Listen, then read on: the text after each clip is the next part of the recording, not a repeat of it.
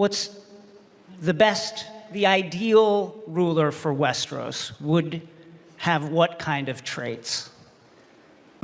George? Well, I think one of the fundamental things is in a good king is someone who regards being king as a duty rather than a privilege that they are entitled to. Or queen. And they have a duty to the realm to dispense justice, to have peace, and occasionally to do, boring things like building roads and sanitation in King's Landing and all that. Nobody really wants to do a spin-off show about King Jaehaerys builds the roads.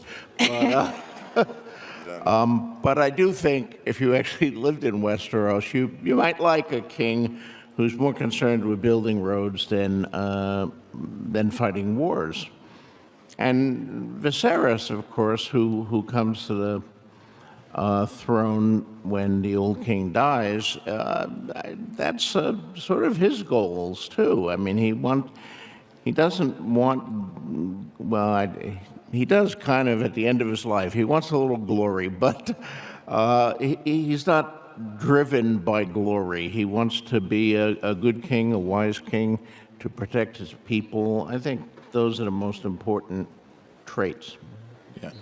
Yeah, I mean, I really love the way that Patty embodied King Viserys, because I think in the reading of the book you can get this impression that he's passive and he's a people pleaser and he's just trying to keep the peace all the time, and he is. But I think the thing that Patty brought to Viserys was this real inner fire and his passion for being a people pleaser and trying to keep everybody united and fighting to do so, knowing that we're sitting at the top of the heap here, and if I let order break apart, war will follow, and it's my duty to not let that happen. So he fiercely tries to keep everybody together, but it's Game of Thrones, so everybody has their own political agendas and desires for